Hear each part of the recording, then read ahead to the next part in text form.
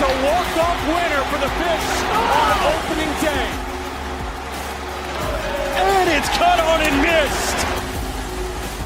That thing is back, and it's gone. And this team is electric.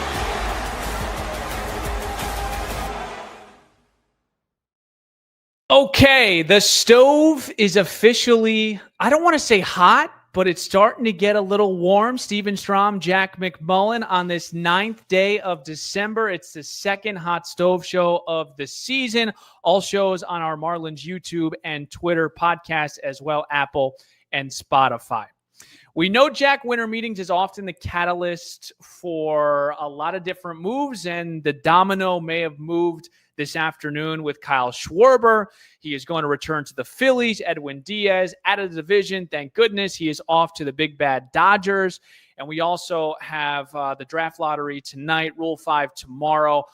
We also have some reported news about another coach headed out of Miami. Again, promoted, and again, the organization is just getting plucked because, and that's a compliment, as Clayton McCullough had mentioned in our interview before. But we're at the point of the baseball season, man, where this is kind of the last, I think, buzzy week before we kind of go into a little bit of a hibernation with the new year. But I guess we're at this point of the baseball offseason. What does it, I guess, trigger for Jack McMullen's mind? Yeah, I mean, I'll push back a little bit on the stove being warm. I feel like it's hot, right? We had $200 million of allocated money within 30 minutes between Schwarber and Diaz. So I'll say hot, but the thing is, it's not like a sauce where it's simmering. It's like you're searing a steak where it's just really hot for like 3 minutes each side, and then you're good. That might be undercooking a steak. I don't know. 5 minutes each side. Still Pete Alonso, Kyle Tucker. I mean, I'm expecting that to fall. Do you think that gets done at some point this week, or are you? I don't know. Like, I thought Peter Bendix, our president of baseball operations, put it really well. And, we had this conversation with Craig Mish, which I'm excited for you guys to hear. Peter effectively said, this could be an email, and I'm totally with him. Like, the winter meetings, it used to matter to get that face-to-face interaction because technology was not at the level that it is now. But, like, now every lead baseball executive, whether it's a president of baseball ops or a general manager, they can communicate via FaceTime or via phone call, via text, via Zoom, whenever they want, however they want. So the winter meetings are not necessarily necessary. That was a bit redundant, I know. But I don't know. I guess like you see markets starting to form for these guys. We heard in the week leading up to this that Kyle Schwarber could be putting pen to paper with someone, and then we got rumors about some teams, and a whole bunch of teams Pirates are interested were reportedly in. Yeah, exactly. So it's like you've got a whole bunch of teams that are reportedly interested in a whole bunch of different players, and then all of a sudden, boom, Schwarber happens, and boom, Diaz happens. I feel like we could enter this stage of dormancy again, and then boom, Kyle Tucker happens, and 3 weeks later, boom, Alonso happens. So I'm not married to the idea that it all happens this week, but I'd say on Tuesday it was pretty hot. You had mentioned Craig Mish. We have a deep and distinguished guest list. We have Cliff Floyd, 1997 World Series champion, guy played in the league for a very long time, spent 6 seasons with the Marlins. Of course, our Marlins insider, Craig Mish, will join the program as well. I did want to get to those two because they were fantastic interviews, but I want to give a little bit. We can chew on something, and what we can chew on is a little bit of everything, right? We know that there's some rumors going on about Sandy Alcantara and Edward Cabrera and some extension stuff with Yuri. I had mentioned the reported report, that was redundant too, that we have a coach that is on the way to Colorado, and that would be reportedly Alon Leechman, who at the end of the year was calling pitches for the Miami Marlins. What does that mean now moving forward? We'll get those answers very quickly. But I guess for the Marlins, what is the focus, or what are you sort of looking at? If there was a move, if there is something that happens, what interests you with at least the Marlins this week? It could be the draft lottery. I don't know. It could be Rule 5, wherever Jack Mines takes them.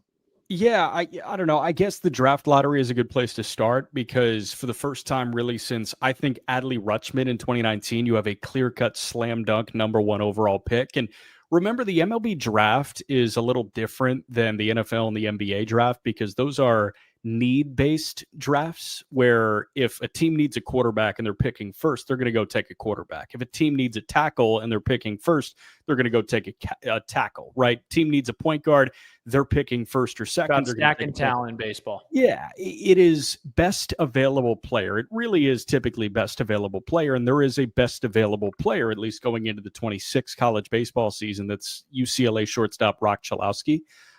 So that sub 2% chance, but greater than 1% chance that the Marlins do land the number 1 overall pick, that would be really cool because you have a consensus number 1 overall prospect in the MLB draft sitting there. This does feel more like a sweepstakes than any other MLB draft really since Adley Rutschman in 19. So that jumps out. And then obviously the rumors and the reports and the tweets and the Instagram posts and the articles, like every single medium is speculating on all 30 Major League Baseball teams. So there's nothing I love in baseball more than closure. Give me some darn closure. And we are towing the line because, again, this is slightly pre-recorded. It's not a live Marlins Hot Stove, slightly pre-recorded. I am hoping that everything stays together as far as the Marlins. We're not going to do an emergency pod for Robert Suarez going anywhere, but we will do, and I want to make that promise to everyone that is listening. If there's anything that happens, Jack and I will get. Jack's in Miami right now, which is a great thing. It's great to be down. I mean, anything better than Pittsburgh at this point at December 9th. It's got to feel good. Relax. To be in the warmth. We didn't need that aside. Sorry for that stray, okay. But it's nice to have you in Miami. Thanks. Jack has my keys, so Jack can drive over. He can come into my apartment and we will record an emergency pod. We don't care what time it is. Agreed? He's lying. I don't have his keys, but agreed. I'll be there. Okay, agreed. All right. Are you ready? You want to get to Cliff Floyd? This was an awesome interview and a great get by our very own Adam Nichols, by the way. Yeah. You know what? Adam is an MVP. I do want to say just on the report real quick of Alon Leishman headed to Colorado, if that is the case. Humongous congratulations to Alon. This guy was such a joy to be around during the 2025 season. He is such a bright pitching mind, and this is not somebody that threw a pitch in professional baseball. He threw for Team Israel in the World Baseball Classic in the qualifiers, but this is a guy that threw just a couple of innings at, I want to say, UC San Diego, and that's it. So he's gotten here because of acumen, because of relationships that he has built with players, with staff, and he has this opportunity to go be the lead pitching coach for the Colorado Rockies, which is the hardest environment to pitch in Major League Baseball. But this is also a signal of the Rockies moving in this new school way. They've been famously old school. They didn't have an R&D department. What do? They hire the guy from the Cleveland Browns, who Jonah Hill's character in Moneyball was based off of, Peter Brandt. It's Paul DePodesta, and it seems like they are pushing analytically, and Alon Leishman fits that bill perfectly. So happy for him getting the opportunity to go from an assistant pitching coach to a lead pitching coach in Major League Baseball. How cool is that? That's so cool. And I echo everything. And I'm so glad you had mentioned it because we've had some really cool conversations late at night on the bus where we're just kind of talking shop. We're talking pitching. And for Alon, like this was a new concept going. This was pushed back by everyone in baseball. And after 2 weeks, I mean, the article came out, I think, in Texas, where the Marlins started to call pitches. We had maybe a couple more series left. It was Texas, it was Philadelphia, and then we came home to play the Mets. So 9 games. 3 series. And, a team like Colorado, which I think is notoriously known, I think this is probably agreed commonly around the league, that, Colorado is one of those traditional old school franchises. And now you're starting to see, I think, the Marlins, who, again, this is what Peter Bendick said since day one, we're going to try new things. We just are. We're going to try new things, and we're going to get some pushback, but we're not going to be reckless, but we are going to be fearless, and I think this is a really cool hire for the Colorado Rockies. And the Marlins are going to miss Alon Leishman because I know he had a great relationship. We saw him with Sandy Alcantara through his struggles, constantly with him, his right-hand man, whether that was running laps the day before his start or just having conversation with him. And I'm really excited to see what Alon Leishman has in store for the Colorado Rockies. Now, he is one of, now we can say many that have left the Marlins. And again, when I say left the Marlins, I mean poached from the Marlins. This is a compliment, folks. Derek Showman, Tyler Smarslock, Alon Leishman, Joe Singley. So again, the Marlins are going to have to fill those positions. We've had some official news, and we'll get them on the pod at some point. But congratulations to him, who, again, Alon Leishman is going to be the head man for the Colorado Rockies.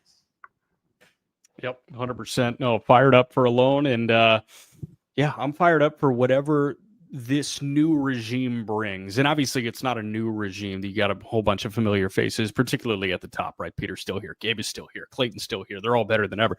It's just a matter of filling out the supporting cast on that staff. And, so excited for what Chris Hess can do and the rest of the new hires, Corbin Day, it's all going to be fun. And if they identified talent going into 2025 on the coaching staff side, you're darn sure that they can identify talent going into 26. 79 wins in 2025. One man that was impressed, Cliff Floyd. He's next on the Marlins Hot Stove Show. Hey, Marlins fans, we can't even begin to tell you how excited we are for 2026. 2025 was amazing. We have so much to look forward to headed into the year. Lone Depot Park is going to be the place to be for spring and summer. So make sure to go get your tickets. Opening day, it's going to be Friday, March 27th, Marlins and the Rockies. That's going to be at 7:10. You can also get opening day tickets plus single game tickets for all 81 Marlins home games at marlins.com/tickets. They are on sale right now. And don't forget to join us for FanFest. That's going to be on Saturday, February 7th. Jack and I will be there doing the live show. You can meet your favorite players. You can walk your favorite ballpark, and you can start off the year in a big way.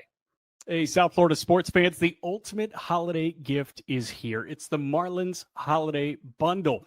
Opening day on Friday, March 27th against the Rockies. That's included. Then you choose a marquee game. The Phillies are coming to town. The Mets are coming to town. How about the back-to-back World Series champion LA Dodgers? And stack up to 3 Tier 2 games. Then rep your team with a City Connect jersey at a special price. Do not wait. Lock in your seats now at marlins.com/holiday.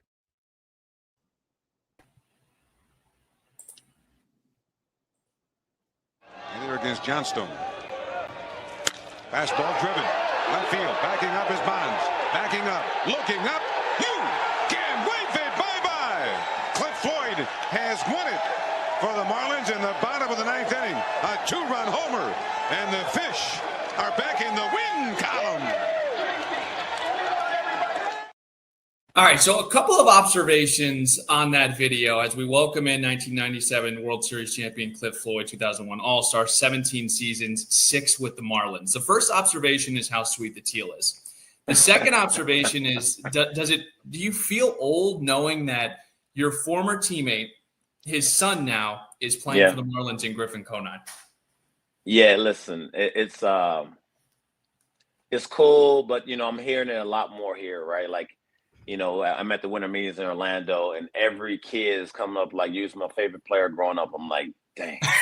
But when you start seeing the Conines, the David Weather's son, right? When you start seeing these cats, it's warming to know that, their kids, that their dads I played with and had fun with in the league, and to see them evolving and getting themselves in the big leagues and trying to have a great career like their dads. And a lot of pressure on them too, right? To try to live up to the expectations of it. But it's really cool to see these kids growing up and playing, playing the game they love. And Cliff, as it pertains to Griffin, I know you participate in Jeff's charity golf outing pretty much every year, right? I know you were there this past year. So how has your relationship with Griffin and Jeff, really just the Conine family, progressed over the years since you were teammates with them? Well, I think the biggest thing is just saying what's up and watching them grow. All these kids are quiet, as y'all know, right? They just quiet. They don't really like to talk a lot. And, Griffin's massive. I mean, I think he's, he has great potential. And I just chatted up, nothing crazy. But if they ever ask, I'm always here. I think that's the biggest thing. That's the one thing I always leave them with is, if you ever need me, I'm gonna call away, because I know my son, he's trying to play football and he hurt his hip, unfortunately, but I watch every game. I'm a sports fanatic and I try to tell him so much. And he goes, "Yeah, Dad, you don't know football. You play baseball." I'm like, so you'll listen to somebody else rather than listen to your dad. But I'm like, if you need me, I'm here for you. All right, so we got a ton to get into with you, Cliff. And the one thing I hate about pre-recording is, yes, we're pre-recording this on a Monday. Things can happen. So I guess let's start with just some overall thoughts on the Marlins on the year they had. 79 wins, obviously exceeded a lot of expectations. But from your perspective, what has the Marlins offseason, what does it need to look like? And what are your just general thoughts on what was a successful 2025?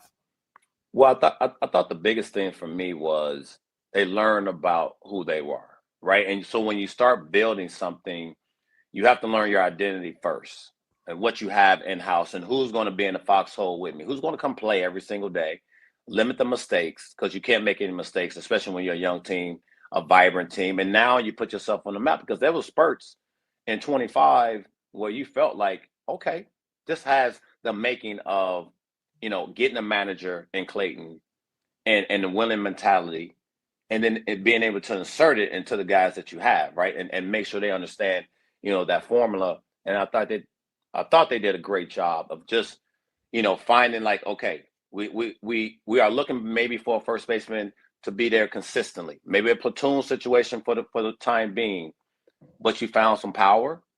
Kyle is a stud, in my opinion. But you have some speed. And if you can play that facet and understand that you're not going to be able to hit the 3-run homer, you're not going to be able to do some of these things that's going to look like the Dodgers or look like some of these other teams, but you can put some pressure on them with your legs. You can take the extra base. So when you start watching them and dissecting them, the biggest thing I took away is they didn't play with fear. They played with heart. And I think that part of it is where you'll see this team grow as you get to spring training next year. Cliff, it's really cool because internally and externally, like that was the similar sentiment where, oh, these guys are playing with a reckless abandon, but they're smart. Like it's a gritty form of baseball. It's fun. The watchability factor is there. It's a team that like prides themselves on applying pressure. How much fun did you have playing on teams like that, as opposed to waiting on the 3-run homer? And obviously you could supply that, but the other 8 guys in the lineup applying pressure and being like pests almost. So if you go back to after we won the World Series in '97, and then they dismantled the team, right? Yeah. Well, we had Luis Castillo, we had Alex Gonzalez, we had Mark Cossey, you had myself, you had Preston Wilson. I can keep going on. That was our pressure. Like every chance you get, I love Mike Piazza, but Mike Piazza couldn't throw. So we knew that, right? Like I love Mike. That's my dog, right? But like we had to take 6, 7 stolen bases to beat the Mets then. We couldn't hit the 3-run homers to live up to what they were doing. So when you start implementing things that you're really good at and kind of perfecting those things, then you can go out there and play reckless because I don't think Clayton was telling them, hey, we can't give up outs. He was saying play smart, understand who's pitching, understand, the game dynamic, what's going on. Yes, we need you at second base for a knock to get that guy in to tie the score. They live for the dramatic. They had some walk-offs. Like I just felt like, this team was building some great character, man. And if you have that dynamic, that's the hardest thing to find with youngsters. It's the character and like who they are. And most of them try to live in a lane they're not capable of performing at. Like some of them, hey, why would you try to hit a 3-run home and you only got 2 homers on the season? You feel me? Like play your game. And I think they found at least what they can kind of add to and maybe find that 1 or 2 players this off season that allows them to continue to grow and doesn't disrupt the chemistry that they're building. Cliff Floyd with us now. I do want to get some bold predictions from him if the Marlins were to make any moves in a couple of minutes here, but I do want to stick on 97. Ignorance is bliss, and I think we share that same sentiment for the 2025 team for all these young rookies. But why did that 97 team win a World Series? Oh, man. Well, you need more than 25-man rosters. Not a roster's going up a little bit, but you need more. But Dombrowski did it right. He just had the right players, man. Like we had, what I've been talking about with this team now. We had the right fix, and our nemesis was the Atlanta Braves. And what we did was once we got past them, it was like we won the World Series. But you got to get over the hump. And so, if we didn't have Livan Hernandez, we probably weren't gonna win. Because Alex Fernandez, if you remember, went down with the show, right? He was done. So it was like we just kept playing and kept chipping away and added Darren Dalton. The late Darren Dalton came onto the squad, and he had seen us the whole season. And Dutch came in, man, and he had a meeting. He only been there a week. When he had a meeting, was like, yo, this is a country club. Y'all need to get y'all butt together. He said some different words, but I can't say that. But he said, you need to get your butts going and figure this out because y'all way too good to go home. What triggered that meeting, Cliff? You know, I wish I could tell you. Like, I think he couldn't wait to get to our clubhouse. And I don't think he knew that he was gonna get traded to us. But when he got there, it was like boom. And I'm a young jit. Like, I'm sitting back in the cut, right? I'm just sitting there going, I wonder who's gonna say something now. Like, I wonder who's gonna, is Sheffield gonna, is Bobby Bo gonna say, like, yo, you ain't been here, you don't know what we got going. Nobody said nothing. And that was out of respect. Because when you think about how these things unfold, you only speak when you've done something the way you can go out there and back those words up. And Dutch could back those words up. He had a great career. And I just felt like when you start adding pieces to the puzzle, it can get you to what, you're trying to get to, that promised land. And, you can say Dutch, you can say Levon Hernandez, you can say Antonio Alfonseca when we needed him. There's so many pieces, man. And when you have the pieces and they're the right ones, I'm not saying, that's why it's hard to build dynasties. That's why it's hard to do what the Dodgers are doing, because it just ain't that easy. Like the Dodgers supposed to lose that World Series. Like, if you look back, they weren't supposed to win that thing, but it happened because, it's just the way it is. Like, they were, when you say not supposed to, it's just looking how the game unfolds and knowing so many different situations and who are the unsung heroes. Rojas is an unsung hero in the World Series.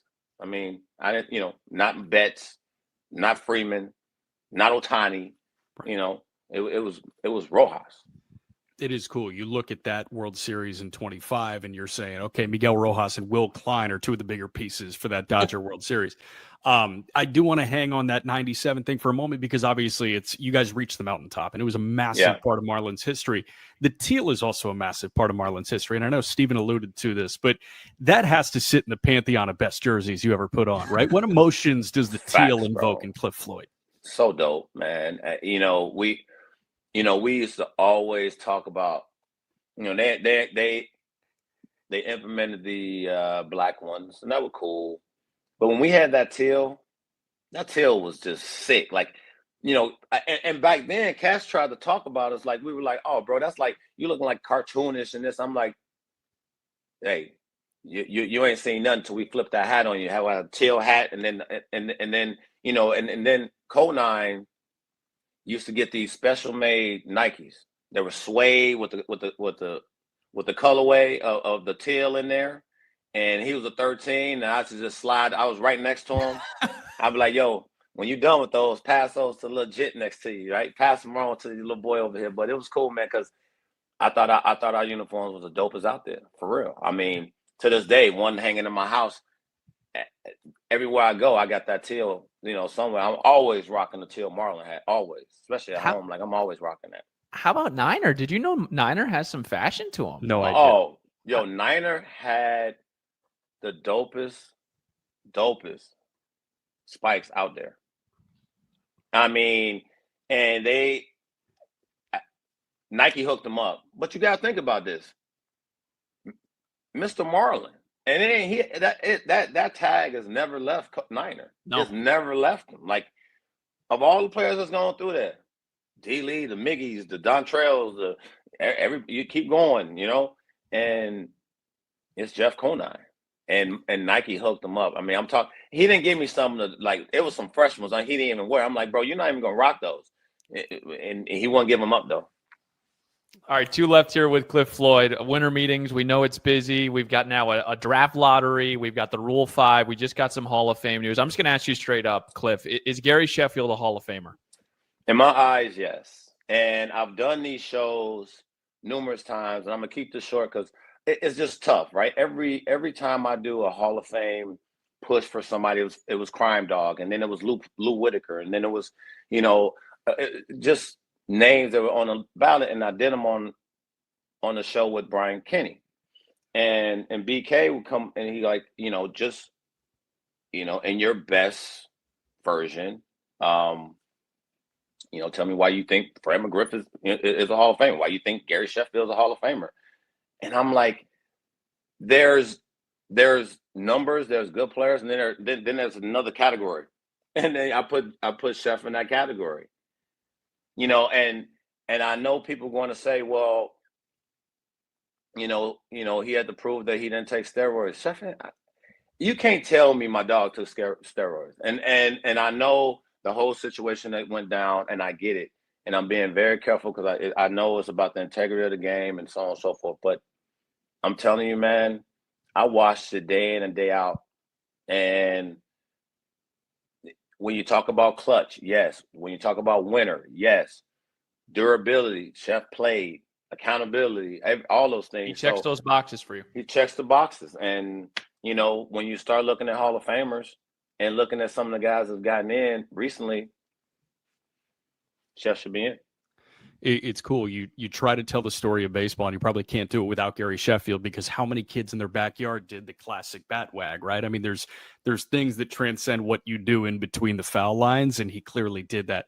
Last one from me, Cliff, has to do with the 26 Marlins. Where do you feel like they can push even further from a good 25? Could it be in the rotation, bullpen, lineup, wherever your brain takes you? Yeah, so I think for me, it's adding to the lineup. And I always and we saw pitching, right? We know pitching is key, right? You have to have it. But I feel like, man, you gotta score more runs if you them. Like, I feel like that is where you kind of look at it and go, okay, how does first base unfold? What happens consistently in the outfield? I think you found some guys that can actually do what I said earlier. You got power. You had 5 guys in double digits and stolen bases. Like, all these things matter, but you need more. And I think when you look at the lineup, if you can shore up and get, listen, I'm not saying you go out there, and I would love for them to go out there and get Kyle Schwarber. I would love it. But if you don't, you have to go out there and get somebody that can hold down the fort and be a run producer. And even listening to Jeff Kent last night, who got into the Hall of Fame, that's what he wanted to do. And I know average and stuff plays, but when you think about a guy like Pete Alonso, that's 36 and 126 with 270 average. That plays. You know what I mean? That changes the whole dynamic of lineups. You throw him in there with Kyle and Otto. Like, now you messing with something that can be what Clayton is looking for. Cliff, thank you so much, man, for the time. You were fantastic. Me and Jack really enjoy your work. And again, we appreciate you taking some time out of a busy week, winter meetings. We're going to straddle here. We will break. We'll get a couple of messages. We've got a great holiday bundle. You know the game. We got commercials coming up next, and we got more on the other side on the Marlins Hot Stove Show. Hey, Marlins fans, the 2026 season is right around the corner, and the Fightin' Fish are primed to make this one a memorable year in South Florida. Building off of an exciting 2025, the Marlins will look to make some serious waves at Lone Depot Park beginning in late March. Join us at the ballpark on opening night when the Fish host the Colorado Rockies under the lights on Friday, March 27th. Opening day tickets and single game tickets are on sale for all 81 Marlins home games. Just head to marlins.com/tickets and make sure you're there for the summer fun. Okay, holiday season is right around the corner. And for me, I'm done getting the jewelry. I want to give my loved ones experiences. So if you have that special someone that's a huge Marlins fan, the holiday bundle is the way to go. You first get automatically a ticket for opening day, March 27th. It's the Marlins. It's the Rockies at 7:10. You also get to pick a marquee matchup. That's against the Mets, the Phillies, or the Dodgers, who just won back-to-back titles. And the best part, my favorite part, I love jerseys, and I love the Marlins colors. On Saturdays, we saw the City Connect jerseys. They were fire. You can get that customized at a special discounted price. So go right now, marlins.com/holiday. Get that holiday bundle for that special Marlins fan in your life. Okay, excellent work, Cliff Floyd. And I did want to get this because this is what I took from our conversation. A JIT. Okay. A JIT is a young person, kid, or newbie. This is a term that was originated in Florida as a contradiction of jitterbug. So we got 2 JITs, which was phenomenal. Yep. And Cliff Floyd was fantastic, Jack. I want to get some talking points. I do have a couple things I want to chew off of, but your thoughts on Cliff's appearance on the Hot Stove Show. Yeah, so JIT is quintessential South Florida, Miami. It is one of the great words down here that I have learned quickly, right? In Pittsburgh, they have Yinzers. Those are Pittsburghers. But young kids in Miami, they're JITs. They're little jitterbugs. And I absolutely love that he dropped that on us twice. Great chat with Cliff, too. Obviously great thoughts Sneaky career, Jack. Sorry to interrupt. Really Sneaky good career. He had a 30-homer season, too. But, I mean, I look at Cliff, who is such a strong baseball mind, obviously appears on MLB Network, and he does stuff at Marquee in Chicago. And, this guy has his finger on the pulse of, really how markets form and how the offseason goes in Major League Baseball. And, I thought he hit the nail on the head. Run production is huge, and that's clearly something that, the Marlins are prioritizing. And I think Cliff Floyd has his finger on the pulse of that. Talked about first base. We're good with Eric Wagaman, but I did want to piggyback on what he said about, because he had some really good points, some bullet points about the Marlins. They found power, 5 guys with double digits. They feel like they found someone in Kyle Stowers. But I think the key thing for me, and you're hearing the same thing, the symmetry with Cliff and the front office, is they got to continue to build. Like 79 wins, it was awesome. Like it was great. It's really cool. They exceed expectations. Yay. That was 1 year. That was a building block. Now it's about continuously building and getting better, wherever that is. If that's development, if that's the minor league system, if it's that starting pitching. I think the point of this, and you hear this a lot with coach talk, is committing to the process. Yeah. And Peter Bendix committed to that process when he did deal Luis Arraez, when he did deal, Josh Bell, all these different guys, Jake Berger, Jesus Luzardo. Those weren't easy things, but now you're starting to see the fruits of the labor. Now you're starting to see guys like Jacob Marcy from that trade with Luis Arraez. You're starting to see, and this is the cool part about the process, especially being in it as a broadcaster, is everyone who's seeing the Marlins now win 70, that's great. They won 7, but it started in 23, or it started in 24 rather, with some of these tough decisions, Jack, and they got to continue to build, like Cliff said. For sure. Another big one as it pertains to the process is what they did at the 25 deadline. And there really wasn't much going on at the 25 deadline. There were a couple of different ways that you could go because they were hot going into the trade deadline at the end of July, beginning of August. And what do? They don't have this knee-jerk reaction and add and deplete the farm system. They don't move all of these pieces to, try and slam a rebuild or anything like that. It was moving pieces that you felt like you had backfill for. You open up catching reps for Liam Hicks and Agustin Ramirez by trading Nick Fortes to Tampa. You open up runway for Jacob Marcy, who debuted a day after the deadline, by trading Jesus Sanchez. So they stuck to the process. They stuck to it in the first couple of months of Peter Bendix's oversight of a Major League Baseball season in 2024. They stuck to it in the 24 to 25 offseason. They stuck to it at the 25 deadline. And I'm pretty darn sure that they're going to stick to it in this 25-26 offseason as well. This might be an obvious statement, but the winner of the season was Peter Bendix. And here's why, Jack. In 24, when he deals all those players, everyone is thinking, oh, this is Peter Bendix. Him in 25, for him to not deal Sandy Alcantara, for him not to deal Edward Cabrera at that trade deadline, when everybody thought that those guys were gone, for him to stand still and even keep someone like Anthony Bender, I think it opened up the mind and the eyes of the Marlins fans and saying, this guy isn't just married to an agenda. Like, yes, he wants to commit to the process, but he's not a guy that's just going to keep wheeling and dealing, because I feel like, and look, you might get that reputation off of what you did in 24, dealing all these different guys. But for him to stand packed and stand still and say, you know what, like, trust me, I'm good with keeping Sandy Alcantara. I just want all you 29 other teams to know that. Yeah, listen, he'll be the first to tell you that this business is about people. Baseball is about people, and building good organizations is about finding good people to put in the right spot and pushing from there. And what I think he identified last year was, there's a really good thing going on here. This is a positive environment, yes, and they're all committed to the process. They have 26 guys. They have a full coaching staff. They feel like they have a full 40-man roster and a full minor league slate of, farmhands that, are committed to the process. So I think that he didn't really identify a need to, shake up everything just for the sake of shaking it up. So I love, the points that you raise here. And this guy understands people, and he understands how to get the best out of all of these people for the betterment of the organization. Another reason why I love you is because I make a point that maybe is a little bit rough sports radio-y. You come in there with some eloquence, that Syracuse, that you just make it, you amplify the point in a much smoother way, and I just absolutely love that. You got a degree in that, baby. Yeah. You know who doesn't beat around a bush? Craig Mish. Yeah. Craig Mish doesn't beat around a bush. He is the last of its kind, a media jackal. He will join us next. He's not in Orlando, but he's plugged. I think he's in Homedale, New Jersey or something like that, but he's plugged in. Yeah, No? he's really plugged in. He is he's at the Sports Grid Studios in New Jersey. Listen, you're going to get a break before the Craig Mish spot. I just want to commend you, but also slap you on the wrist for this AI slop that you gathered here. It's a tune. It's a song. Be sure to listen to this and let us know your thoughts on Steven's AI creation to introduce Marlins radio and jingles. They just go like peanut butter and jelly. So we'll break.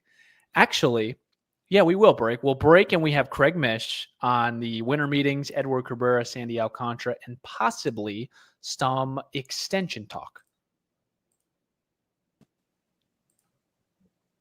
Hey, Marlins fans, we can't even begin to tell you how excited we are for 2026. 2025 was amazing. We have so much to look forward to headed into the year. Lone Depot Park is going to be the place to be for spring and summer. So make sure to go get your tickets. Opening day, it's going to be Friday, March 27th, Marlins and the Rockies. That's going to be at 7:10. You can also get opening day tickets plus single game tickets for all 81 Marlins home games at marlins.com/tickets. They are on sale right now. And don't forget to join us for FanFest. That's going to be on Saturday, February 7th. Jack and I will be there doing the live show. You can meet your favorite players. You can walk your favorite ballpark, and you can start off the year in a big way. Hey, South Florida sports fans, the ultimate holiday gift is here. It's the Marlins Holiday Bundle. Opening day on Friday, March 27th against the Rockies. That's included. Then you choose a marquee game. The Phillies are coming to town. The Mets are coming to town. How about the back-to-back World Series champion LA Dodgers? And stack up to 3 Tier 2 games. Then rep your team with a City Connect jersey at a special price. Do not wait. Lock in your seats now at marlins.com/holiday. And the buzz is thin and the chatter's lean. There's one name rocking every scene. Craig Mish, oh yeah, he's the scoop machine. Breaking stories so fresh, so clean. Craig Mish, oh yeah, he's the scoop machine. Keeps your timeline sharp and keen. Digging deep where no one goes. Truth uncovered, the story flows. Craig Mish, oh yeah, he's the pro. The great Craig Mish, the last real media jackal we have in the industry, a guy that's going to get in the clubhouse, a guy that's going to confront some players and some coaches. I want to start here, Craig, as we welcome you into the Hot Stove Show. We appreciate the time. What is the closest confrontation you had with a player or coach across your media career? Nothing physical. I want to be clear about that. Nothing physical. I've had a few throughout my career. I've been doing this for 30 years, even in college at the University of Florida, and I think that there are a lot of people watching that may or may not know. Once upon a time, toward the end of Miguel Rojas's career, he and I had a disagreement, regrettable, unfortunately. I'm very happy to see all the success that he had in LA, but to revisit that story. Basically it was just a disagreement over some things that were said in the clubhouse at the time. I think everyone remembers that one with Jazz, and I really don't want to go back into it, but you asked me a question, so that's my answer. You're just answering. You're just doing the job. So I always answer the question. Everyone knows that about me for years. So that was one. Wish it went a different direction, but now at this point, I've moved on from it. I'm sure he has too. So a couple of, I think, more interesting stories that people don't know about who are watching this, because I think some people know about that one, would be when a lot younger, Steve, when I was a kid. I mean, we're talking about, at the University of Florida, I was really good about getting credentialed. I wanted to try and learn by interviewing stars and athletes and teams and coaches, because you never know where that could take you. Visited University of Miami playing Georgetown. I mean, we're talking about 30 years ago here, and I was told that there was a kid on Georgetown named Allen Iverson who may end up going to. I was like, oh, this sounds like a good idea. Let me go cover Georgetown versus Miami. Apply for a credential through the University of Miami. They give me a credential. Miami's not a good basketball team. They beat Georgetown. John Thompson's the coach. He's very upset after the game. They probably only lost one game all season. And the other player, Iverson, had a nice game. There's another player on the team named Othella Harrington, went on to play in the NBA.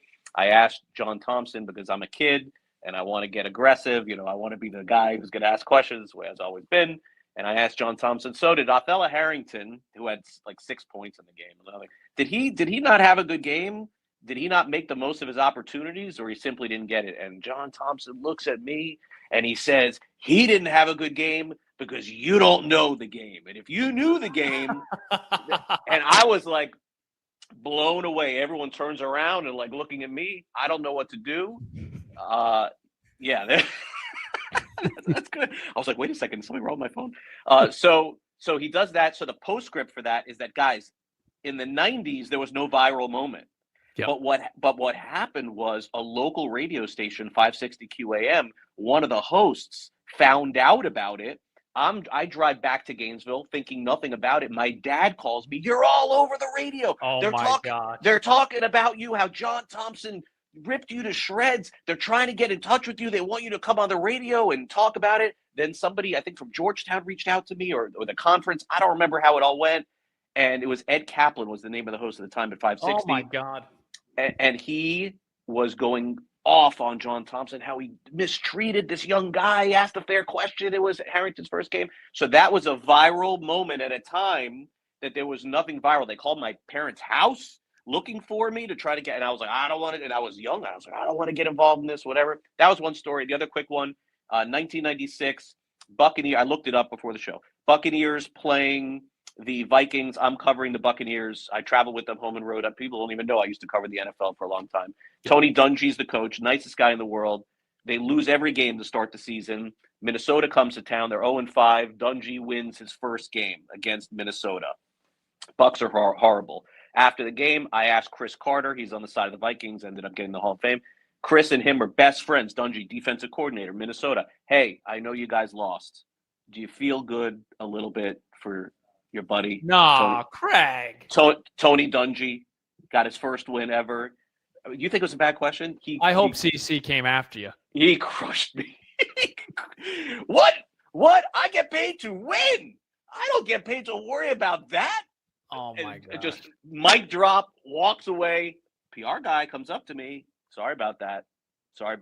Fair question. Just telling you, Steve. Oh, he said fair question. All right, fair enough. Just telling you. And then the final one was Alonzo Mourning once thought I stepped on his foot and cursed me out. Realized it wasn't me. That he was very tough on me. Barefoot, thought I stepped on his foot. Real quick on the John Thompson thing. I know the old Big East and eviscerating student reporters is a thing. Obviously, I spent 4 years with Jim Boeheim in Central New York. But did John Thompson have the towel over his shoulder when he was eviscerating you, or was the towel already shed? I think there was no towel there, but I really don't remember. I just felt Jack so small in that moment, and I take away these moments to, just for athletes in general, to say, hey, look, they have a job to do. We have a job to do. I've always been very respectful of that. And by the way, this message to athletes: I can never do what you do. Yeah. And you can't do what I do either. So let's just leave it at that. That's the way we play. You guys are the best athletes in the world. I can't touch it. It would be very hard for you to do a radio show, write a column, and things like that as well. And I think that, to me, is the separator in media. Why that comes up all the time? Oh, you never played the game or whatever. I get it. But we have a job to do too. It ain't an easy one. Yeah. Little bonus job for Sandy Alcantara, pivoting into Marlins baseball and kind of what we have coming down the pike. I know that you broke the news that Sandy Alcantara is going to be representing the Dominican Republic in the World Baseball Classic. That's a little bit of a touchy subject for pitchers, at least. Yeah. You think back to the 23 World Baseball Classic. Hitters are going to play, right? It's pretty much the same thing as spring training. The intensity is just amplified a little bit. But for pitchers, these are valuable bullets. These are valuable throws that you're giving your country, which is awesome, but it's also not for your Major League Baseball team. Right. What went into Sandy's decision, and what more do you have on that? Yeah, look, I think that's fair, Jack. I mean, the Marlins went through this already with Johnny Cueto. Remember that? He was hurt in the World Baseball, or before or after, whatever. Adam Wainwright, Edwin Diaz. Injuries do happen. As far as Sandy's decision is concerned, in my history of covering the Marlins, and we're going on a really long time here, there are very few players that are more competitive that I've ever dealt with in the history of Marlins baseball than Sandy Alcantara. I think that he would tell you that he wants to come back and have a better showing than he had last time in the World Baseball Classic. I don't think there's any doubt about it, that that's part of it. You know how proud this guy is after every single start this season, always trying to get better, tough early starts of the season, and fantastic in the second half. Very passionate about his country. It's a World Series type atmosphere. I am not surprised at all that he's made this decision to do it. I would expect him to be starter number 1, 2, or 3 for the Dominican Republic when they get ready in March. We are pre-recording with Craig Mish. It's about 11 in the morning on Tuesday, and this is always dangerous. We had mentioned this with Cliff Floyd. It's winter meetings week, especially with the great Craig Mish. Let's stick on Sandy. What can you tell us possibly about some rumblings, or I guess what player is drawing the most interest from the Marlins as far as trade value? So I always say this to start off shows like this, and I say it a lot on social media as well. I've been in the position to be criticized for my own reporting. So the last thing that I am going to do is come on here with you guys and say, this reporter was wrong or that reporter was wrong. That's not what I do. I can only tell you independently what I believe to be true. And then, certainly everyone has to make their own decisions on trust and basically the way that you think things are going to go. I don't believe Sandy Alcantara is going to be traded. I don't think that there's any serious talks that are going on with him as well. And I believe he's going to pitch opening day for the Marlins. There's nothing that I have heard that would express the contrary to that opinion. I know for a fact that Sandy is following all of this stuff that's going on right now, just like he did. I think maybe at the trade deadline, there was a little bit more steam. I never thought it was going to happen, but I thought it was possible, at least at that time. I don't get the sense that Sandy will be traded this offseason. I think he'll pitch opening day for the Marlins, but make no mistake about it, he's keeping an eye on all of the rumors and things that are going out there. Makes a lot of sense. I am curious because it feels like the league as a whole is kind of shifting away from the free agent crop right now, especially as it pertains to starting pitching, and they're starting to look at the trade front. We see names like Shane Baz in Tampa. There are reports about teams being interested in him. How about the young arms in Boston, Early and Tolley? Even guys like Mackenzie Gore in Washington. Are there other names that I guess are garnering interest around the league? Yeah, and by the way, Steve, I'm sorry I didn't answer your question, so let me answer. Tell me you now. answer every question. I kind of stopped there, and then I let Jack back in. So I think there's a possibility that the Marlins do trade a pitcher. I think that exists. They seem to be getting the most interest in Edward Cabrera at the moment, which goes back to last year as well.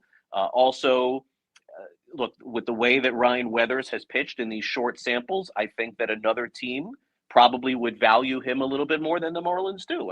Look, you put Weathers into a weaker rotation with health, he could end up being somebody's 3 maybe, or maybe even an upside at a 2 in this rotation. I'm not sure that would be the case. And they have guys coming as well. So we'll see if those trades guys materialize with Miami. And there is some complication too, because Cabrera essentially has done it for 1 full season, a season that definitely was his breakout year too. And look, everybody has injury information on all of these players. Everybody knows everything. And that was a little bit of an injury scare last year too. So a little bit complicated with that. Do I expect one of these 2 pitchers to be traded? Not necessarily, but I know. But if there were 2 to go, this would probably be the guy. Yes. Go ahead, Jack. Sorry, Jack. What was the question you asked me? Around the league, you asked me? Around the league? No. I was just thinking as it pertained to the Fish, but I am curious in terms of roster, continuity and kind of getting away from this. Who could be leaving? Who could be staying? Who could be staying in the long term? We've seen several reports about guys entertaining the idea of an extension, right? We saw these reports about Kyle Stowers. We saw these reports about Yuri Perez as well. Where's the, validity to the extension talks with both those guys? Yeah, again, I can only speak to my own knowledge and my own reporting, and I did obviously follow all of the reports with Stowers. There was, I believe I read 2 different ones that kind of said 2 different things. So you know what? We'll leave that to the reporters that reported that for another day. I can only speak to me. I think there's I think there's a good chance that they figure out a way to get the Yuri Perez deal done. I do. I feel like that's the one that both sides, from my knowledge, appear to be motivated to make it happen. It's another complicated one just because of the age of Yuri Perez. There's really no one like him in baseball, being as young as he is, that could potentially get extended. I mean, you think about Paul Skeens. He's an older pitcher, went to college, and has had tremendous success as well. What would a deal look like? 5 years, 6 years, somewhere along those lines. Money would be having to meet somewhere in the middle. But I do think in the end, it would be, I do think both sides are motivated. I think it would work for the Marlins because then you have a player that's now locked up for a long time. We've all been asking, hey, I'm afraid to root for the Marlins or buy a jersey because I don't know who's going to be. You hear this stuff all the time. That's nonsense. They have a nice young core of guys that are all under contract for the next 5-6 years. And I do think Perez could be the leader amongst a small core of players that could potentially get locked up. And I think both sides want to do it. Now, Craig, this is also an interesting thought because I think a lot of fans don't understand, just the economic stuff with baseball. And you look at Yuri, not ARG eligible until 27, not a free agent until 2030. Why does it make sense? Obviously, Jack and I know, but to the audience, why does it make sense to extend someone when they've got team control? Yeah, it makes sense for both sides. For the Marlins perspective, that he is going to be a member of your organization, not just through the arbitration years, but potentially, of course, you're getting a year after that. So it becomes cost effective from the Marlins point of view. It also shows the league and it shows young players, if you play for the Marlins, you have an opportunity to stay with us and even get extended if you perform. From Yuri's perspective, and certainly that's a fair question to ask, why would Yuri sign a contract before he's 27 years old to get locked in when he could go on the free agent market and potentially make 200, 300 million? He's going to be, financially set for a long period of time, if not for life, by doing this deal, Steven. And on top of it, I think that you look across the locker and you see a guy in Sandy Alcantara. Guys, when Sandy Alcantara signed his long-term deal, all we heard about at first is this is the best deal in history for the Marlins, right? Like, why did he accept this deal? Sandy didn't pitch for a year, got paid for a full year, getting that salary. And Sandy would tell you himself, for a few months of last season, got paid a decent amount of money, didn't have a strong year too. There's a lot of protection in a deal like that as well. And I think that benefits Yuri Perez as well. So I don't know if that answers your question, but again, there is enough, I think, mutually on both sides to get it done. So he is one possibility. Jacob Marcy, I think, is another possibility of somebody. Probably would come at a lesser number to get done too. But Steven, as you mentioned, he's under contract for a long period of time. I don't think it's necessarily about a message. I think it's more of the building of the organization and building the young core. Let's get a few guys in here that are going to be around, not just for their arbitration years, but even beyond that, so that you could build around that and get started now. Craig, real quick to your point on Sandy, it also allows him the opportunity. And to him, it feels like it means a lot. To other guys, it really depends on the individual. The possibility to enter the pantheon of an organization, right? Sandy Alcantara is 80 punch-outs away from the all-time franchise strikeout record. So this is a guy with that extension that was able to become one of the Marlins' all-time pitching greats, which is really darn cool.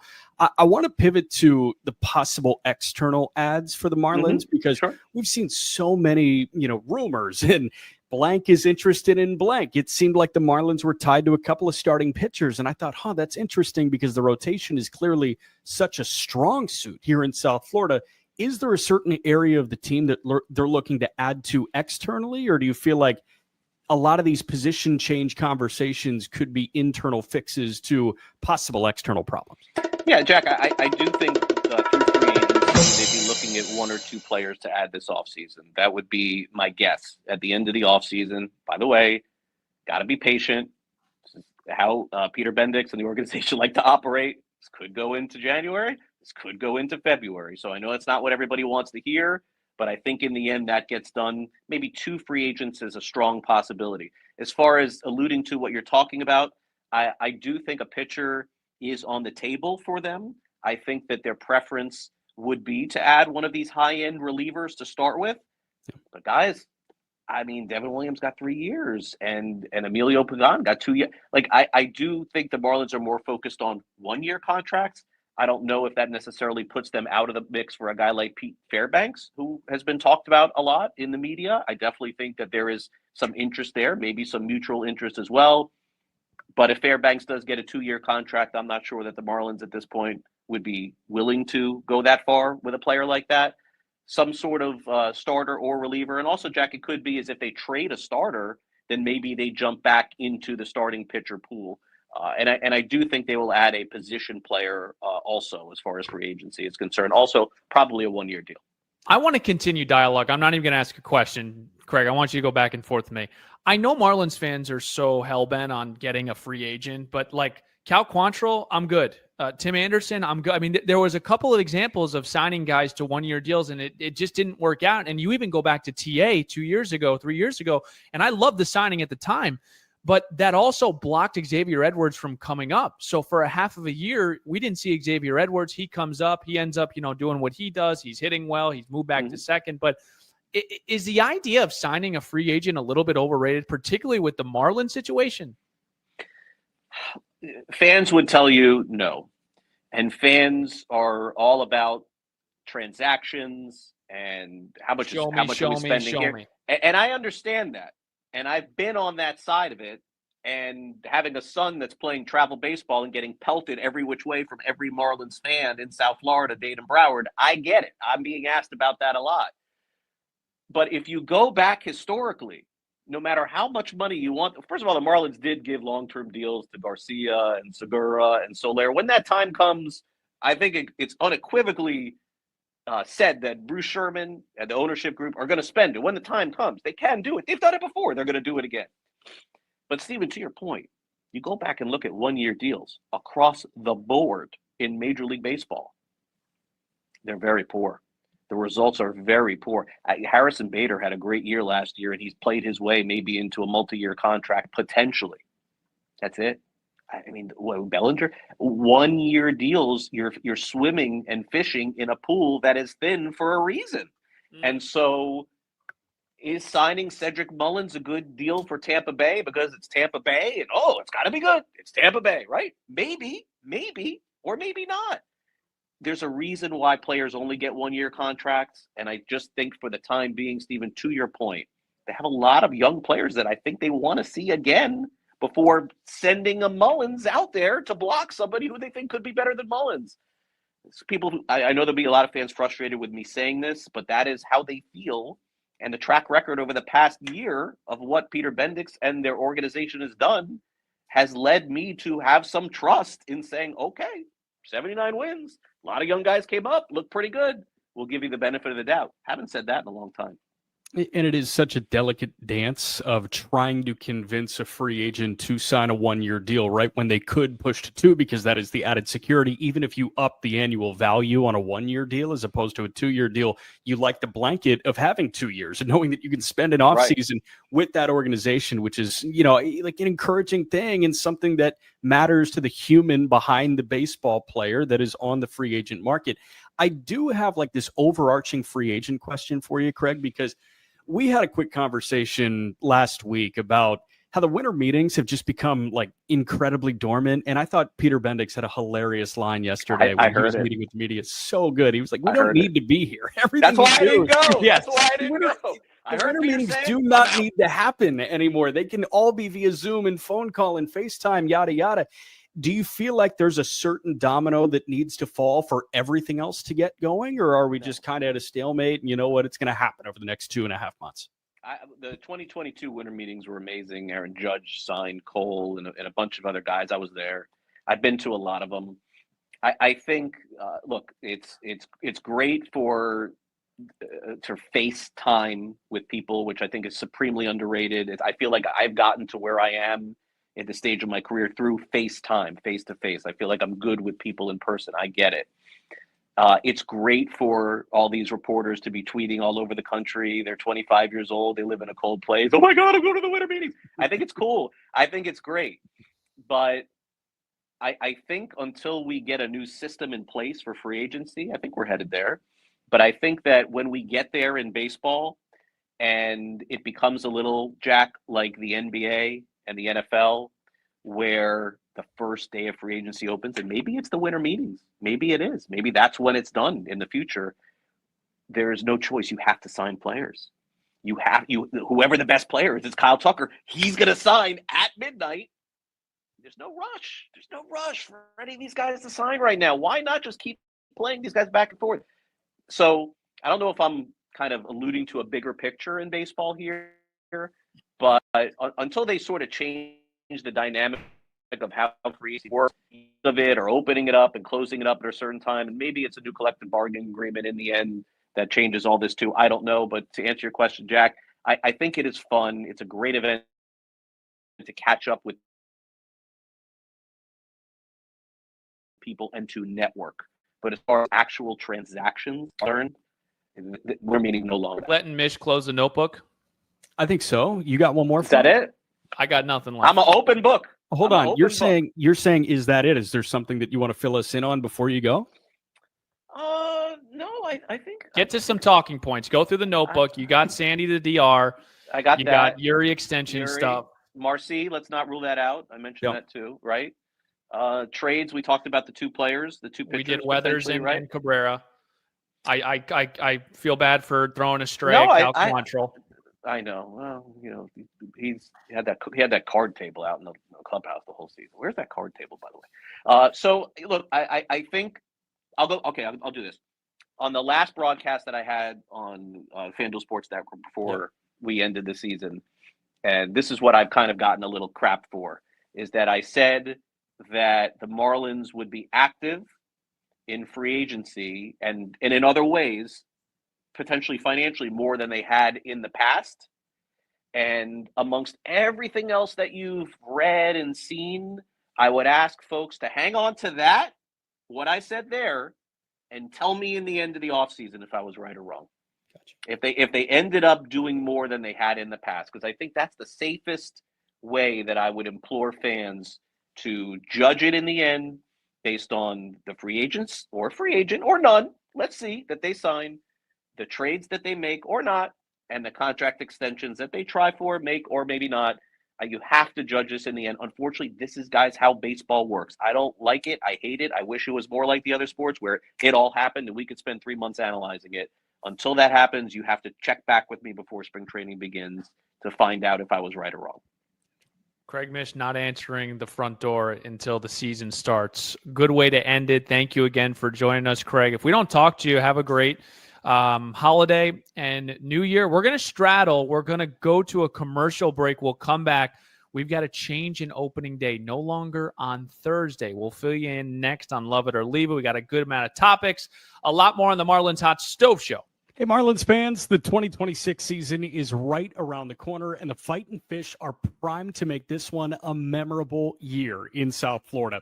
Building off of an exciting 2025, the Marlins will look to make some serious waves at Lone Depot Park beginning in late March. Join us at the ballpark on opening night when the Fish host the Colorado Rockies under the lights on Friday, March 27th. Opening day tickets and single game tickets are on sale for all 81 Marlins home games. Just head to marlins.com/tickets and make sure you're there for the summer fun. Okay, holiday season is right around the corner. And for me, I'm done getting the jewelry. I want to give my loved ones experiences. So if you have that special someone that's a huge Marlins fan, the holiday bundle is the way to go. You first get automatically a ticket for opening day, March 27th. It's the Marlins. It's the Rockies at 7:10. You also get to pick a marquee matchup. That's against the Mets, the Phillies, or the Dodgers, who just won back-to-back titles. And the best part, my favorite part, I love jerseys, and I love the Marlins colors.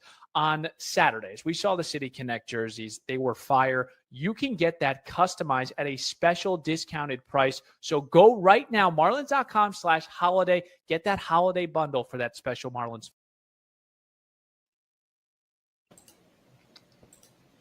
All right, there you have it. Good stuff, Craig Mish. Couple of things I want to get to, Jack. First of all, those commercials. Are you one of those people like I can't listen to my voice kind of people, or no? No, because that's right. Like, that's how we get better in this industry, right? Like, I still listen to an inning and a half, 2 innings every morning. Yeah, the work, before. Yes. I can listen to you, but the commercials, the same commercials, does that drive you through a wall? Not really. I guess I'm just always thinking like, okay, how can we do it better next time? So, healthy way to look at it, I know. Fair enough. Okay, so The big news from Craig Mish, WBC stuff, Sandy Alcantra is going to pitch for the Dominican Republic. Again, that's going to be March 5th through the 17th at Lone Depot Park in Miami. We got some Team USA guys that have committed to it, Aaron Judge, PCA, Bobby Witt Jr., Paul Skeen. So you're going to start to see that come along.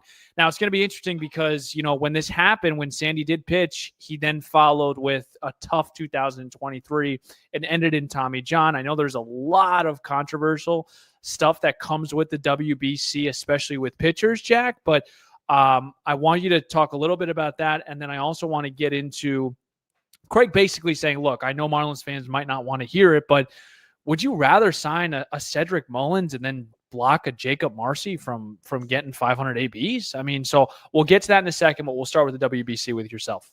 Yeah, the WBC is interesting. And I alluded to this with Craig.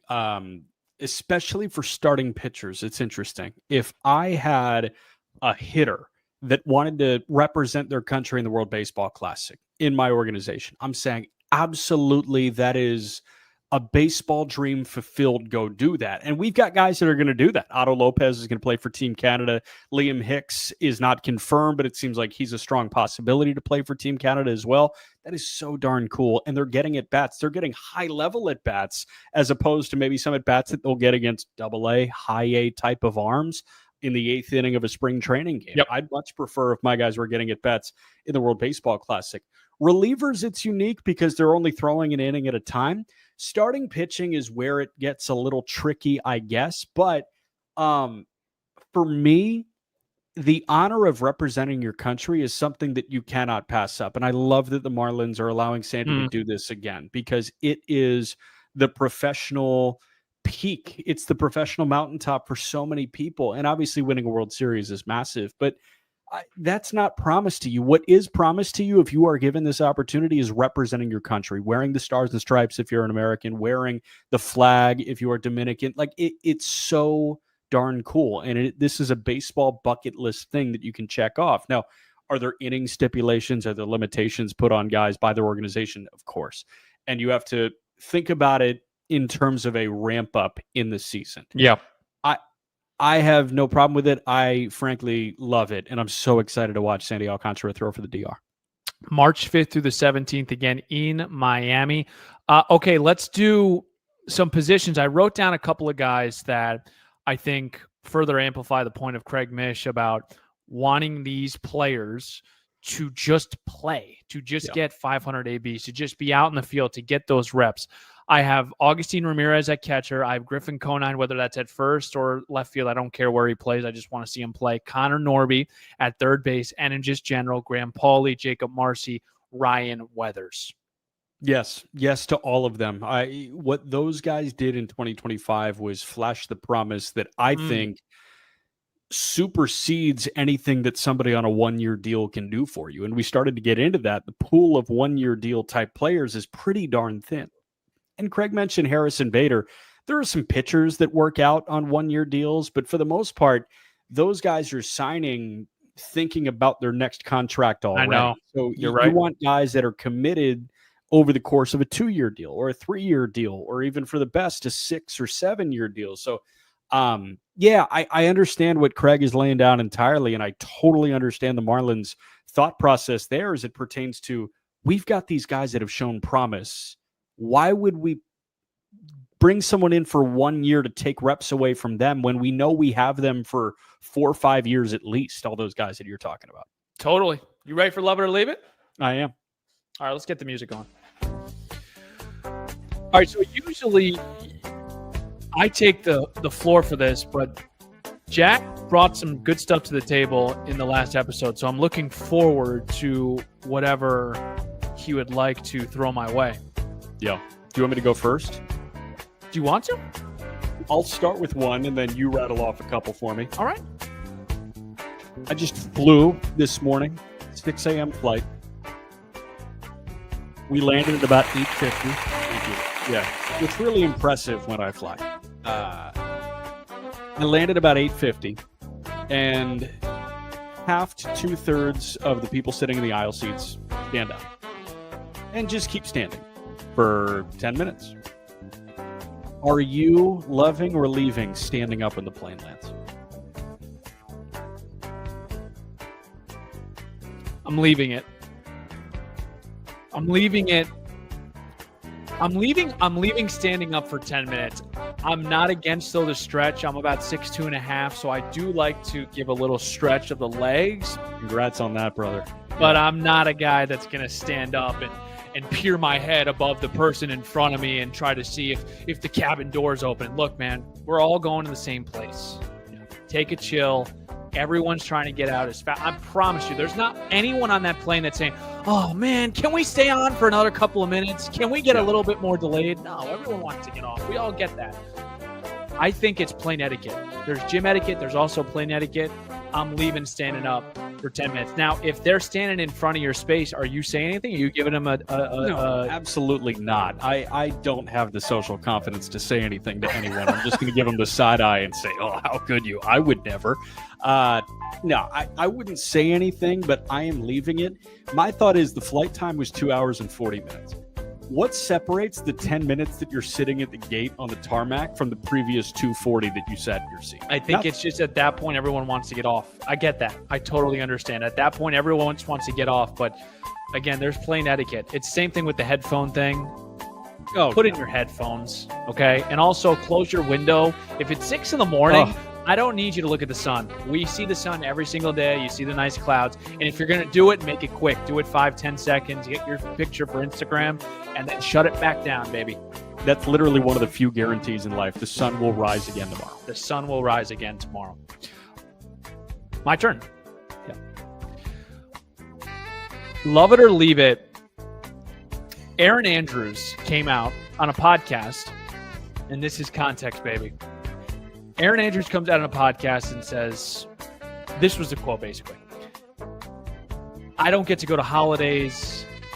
I don't get to do, events with my friends on the weekends, yada, yada, yada. This got a lot of pushback. Oh my gosh, Aaron Andrews makes this amount of money and she's complaining about this. Love it or leave it, the backlash that Aaron Andrews has faced. Leave it. Leave it a million times over. And context is incredibly important. If you listen to more than the headline that surfaced about that, she was not begging for sympathy when she said that. She said that is a matter-of-fact thing about working in sports. You will miss holidays. You will work on... We work every 4th of July. That's one of the biggest days on the baseball calendar. And you know what? I love that. Memorial Day, Labor Day. We work on all of these. It's okay. Bring it on, baby. We signed up for nights and weekends and holidays because it's sports. We get to do what people do for fun. So I'm leaving all that backlash. She was not asking for sympathy. Context matters there, and I will never ask for sympathy on that front. So lucky to do what we get to do. Totally agree. Love it or leave it, Art Basel. So, love it. Sneaky, I love that modern art deal. Now, some of it is going too far. Like that weird robot with the human head thing that I saw a couple days ago. That was a little weird, but I'm all about modern art. I'm a big KAWS guy, KAWS, who is kind of the heir to Andy Warhol. It's pop art, but it's fun. It's swanky. There's some KAWS stuff in Miami. I do like art. I'm a big art and architecture guy, so Art Basel is my jam. I'm going to leave it. I'm going to sound like an old fart when I say why. I like to drop my wife off at work. I like to pick her up too. It's one of the few things that I feel useful around the house for, especially in the off season, that I get to drive my wife. I get that time where I get to talk to her and she's like, enough, I'm going to work. I don't want to hear about your day. And I'm totally kidding. The traffic during Art Basel, whatever you want to call it, Jack. I know you tell me, Steve, why don't you just listen to a podcast? There's no podcast that can lower this level of stress and impatience that I experience. Work is 2 miles. It shouldn't be 30 minutes to get home. 95 shouldn't be the way it is because of Art Basel. Shouldn't be. That's why I'm leaving it. I understand. Don't hate the players, hate the game. That's all I got to say. Love it or leave it. We have breaking news. Where's that sound? Do I have a sounder for breaking news as well? Let's see. I guess drum roll. Drum roll's fun. Opening day. It was supposed to be Thursday, March 26th. That has now been changed.